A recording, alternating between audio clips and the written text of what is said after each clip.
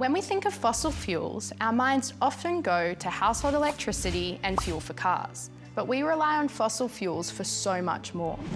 Over 99% of plastic is made from chemicals sourced from fossil fuels. And nearly all of the ammonia produced, used to fertilise crops to feed the world, comes from fossil fuel sources too. We currently have an opportunity to move away from fossil fuels to power our world for a more sustainable future. While that transition is well underway when it comes to switching to renewable household electricity, things like plastic and ammonia are a different challenge. That's where my field, chemical engineering, can help. I'm Emma Lovell and this is 10-Minute Genius. In that time, I'm going to tell you how I'm creating catalysts to help us transition to a more sustainable future, faster and smarter.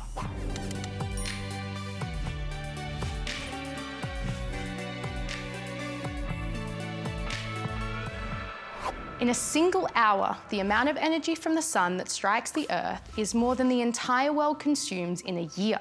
Our challenge is to harness this and other renewable sources of energy to meet our needs in a more sustainable way.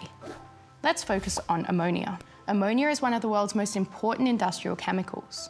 Around half of the world's food production relies on ammonia-based fertilizer. That means billions of people wouldn't be alive today without this amazing chemical and the processes that we use to create it.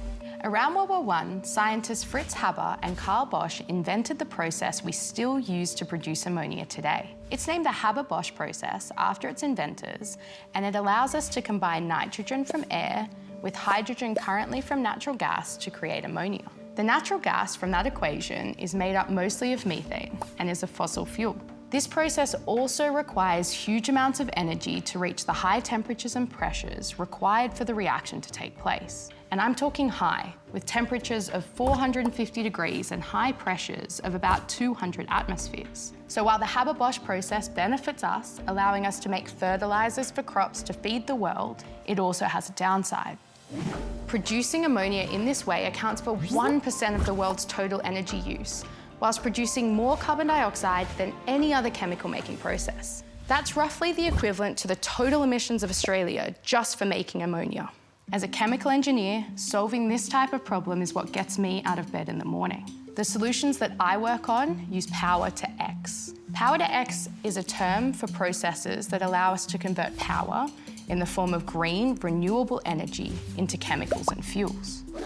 X can represent a range of different chemicals, from hydrogen to methane, or in this case, ammonia for fertilizer. It allows this variable, intermittent, and difficult to store and transport energy to be converted into chemical energy to power our everyday lives. To convert this renewable power to ammonia, we need a catalyst, which is something in which I specialize in creating. So what is a catalyst? A catalyst is something that can speed up the rate of a reaction without changing the result. Picture a giant mountain in front of you and a beautiful swimming oasis on the other side. A normal reaction would proceed by climbing up over the mountain, down the other side, and ending at your swimming destination. Now that would require a lot of energy. Adding a catalyst is like adding a tunnel through the mountain from where you are now to where you want to be on the other side. Now, instead of hiking up over the mountain and down to your swimming destination, you can take the tunnel. It's easier and it uses much less energy. So that's what a catalyst does. It doesn't change your start point, nor does it change your final destination, but it does change the path that you go to get there. I design catalysts all the way down to the individual atom. The particles I work with are around 10,000 times smaller than the thickness of an individual human hair.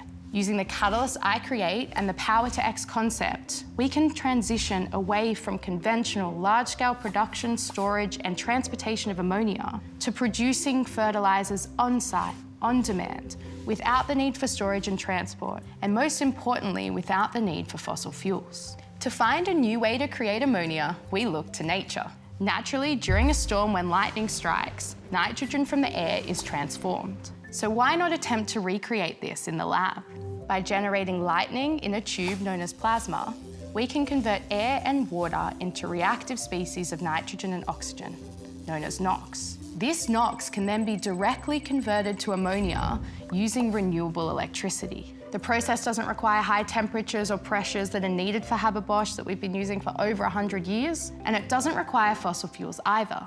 Ammonia is just one of the many useful products that myself and other chemical engineers are working hard to find green processes to produce. So when I look at these missing pieces of our energy transition puzzle, I don't just see a challenge, I see an opportunity to be a catalyst for change.